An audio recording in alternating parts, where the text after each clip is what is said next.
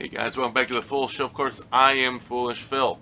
Just wanted to give you my thoughts after Michigan got off the snide. I think they had a 5-game losing streak, and that ended today as they beat the Ohio State Buckeyes 73-65. And just give you some of my thoughts. I'll have to start off by saying, Michigan basketball has not been the most fun to watch. So even though I might watch the game, it's kind of like maybe on two sides. Like last week or so they've played, and there's a Penn State game, and the Lions were playing kind of important game, so I was more focused on the Lions versus the Michigan. And so, then Michigan goes off and, doesn't play the great second half, so I'll do a video, and 10 people will watch, so I don't make a video. But, it's Monday, noon, had a chance to watch the game, so might as well go for it. And coming into it, I was really wondering, again, Michigan plays a really good first half. They're up by 9 at the end of the first half. And it just pops in my mind, what's the second half going to bring? Because Michigan was up by double digits against Penn State. They were up double digits against Maryland and lost both games, right? What's Michigan going to do today? So, Ray, what happened in the second half? And it started off, the first 8-ish minutes of the second half was pretty much back and forth. And Michigan hit a couple threes there, and all of a sudden they got back up. It was like 4, 5, 6, 7 points. All of a sudden they hit a three. They're up by 9 with 12 minutes to go. Okay. In the other games, Michigan really struggled there out of the second half, out of the block of the second half, where they go on scoring drought and completely squander their lead. It never fully left in the first 8 minutes. It dwindled and it was built back up to 9 points after 8 minutes of action at the 12-minute mark. But then, oh my, did the rails come off. Michigan went over 5 minutes without a field goal. Right, 11:46 was their last field goal, and then it was over 5 minutes before they scored again. And during that time, Ohio State took advantage and played aggressive. They hit some shots, and boom, they got a 16-0 run to take the lead. I think it was like 12 points or something at the beginning, the onset of that. And so they were up by 4. And what's Michigan gonna do? Are they gonna collapse like other games past? Fox did a breakdown of all of their losses and at least close games, and there were 8 games that have been 7 or 8 points or less. And then their Big Ten losses are averaging lost by 4.5 points. So they're in the game, but the classic, it's a knock on Juwan Howard. I can't strike it enough that the team loses close games. And so will Michigan win this game? And so, they find themselves down now, right? They're down 61-59, I think it was at one point, maybe, and 61-60, something in that range. And what's going to happen? And you got to look for your leadership there a little bit. Things got a little loose during that run. You had Doug McDaniel make some silly passes. You had missed bricks. Kamwa just decided to start shooting threes, which he's not a good three-point shooter. What's going to happen? And you got to know, who's really stepped up?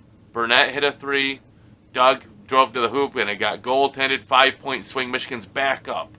And down the stretch, it was Michigan forcing missed shots and getting the rebounds and coming down and hitting some big shots. And you got to give the nod. T-Will, man. Terrence Williams. He salvaged this game. He saved this day, would be a better day. It was a close game, and he took a shot from straight on, top of the key, top of the arc, hit in and out, and off the rim, and back in. And all of a sudden, Michigan kind of just, the lead was back to, I think, 6 at that point. And then, again, towards the end of the last minute, Ohio State is playing total scramble, trying to get a trap, trying to, get a turnover any way they can. And Kamwa found T-Will right in the corner, buried the 3. Michigan was up, and by 7 at that point, he hit that 3. And, a couple more Ohio State misses, and that was it. T-Will, man, 18 points, 5 of 5 on 3-pointers. Man, good, man. You needed that from your veteran.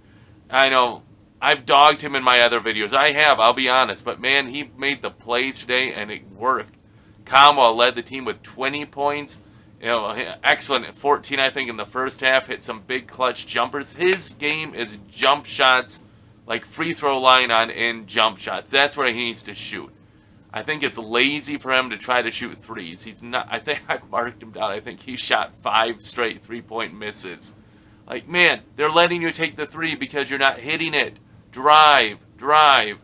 Don't get me wrong, Ohio State had some big guys in there who were blocking shots, but it's like, be aggressive. It was nice to have Doug McDaniel back. Obviously, he has facing his on-the-road game suspension. 6 games, I think he's going to miss road games. So it was nice to have him at home today, and he definitely added some pop, some effectiveness. 15 points, I think he had. So you have Kama 20, T-Will 18, and Doug 15. So, like, there you go. There's your scoring. The other guys were like 6 and 7. Cheddar had 7 off the bench, a couple blocks, a couple rebounds, I think it was. Llewellyn got in there a little spell, but he didn't make the scorecard. And Chase Howard, I think he had missed 3-pointer, nothing too much in there. But I was talking to my brother about this. He's like, why is Michigan so bad in the second half? And he's like, is it poor conditioning? And I said, well, it's probably because we don't have a bench. And really, those are the same things, right? Michigan doesn't have a bench, so you can't go to your bench, which means your starters have to play more, which means they're getting tired, which means you're going to have poor conditioning.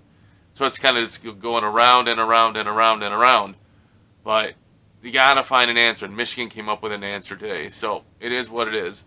I got to say, sidebar note, it was really cool having Jalen Rose and Jimmy Jackson on the play-by-play for a good 4 or 5 minutes of game action.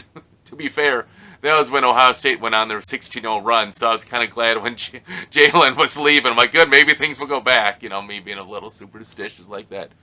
But it is really cool to hear those guys who you think would be like, rivals and all that, Michigan, Ohio State, just talking about how the grassroots of basketball and, how they came in and how they looked at UNLV as an example and other things like that. And, just talking about what the game's, how it's changed and such, is just a really cool perspective to hear those guys talk about what has happened now, like 30 years ago, right? The Fab Five and Jimmy Jackson's time and such like that, about 30 years ago, and how they have the perspective of it now.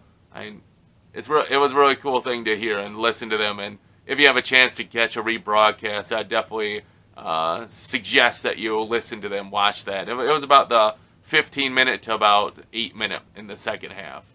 So that was really cool. Another sidebar to that, the whole Fab Five was there. Obviously, Juwan's the coach, but then you had Ray Jackson, Jimmy King, Chris Webber, and obviously Jalen Rose was there. So it was really cool having those guys there supporting the team like this. I know a noon game on a holiday, didn't look to be a sellout. It's kind of too bad that a big rivalry game, even though neither program's good at basketball at the moment. But it was kind of a shame that it wasn't a sellout for Michigan, Ohio State. But the crowd was good for what it was.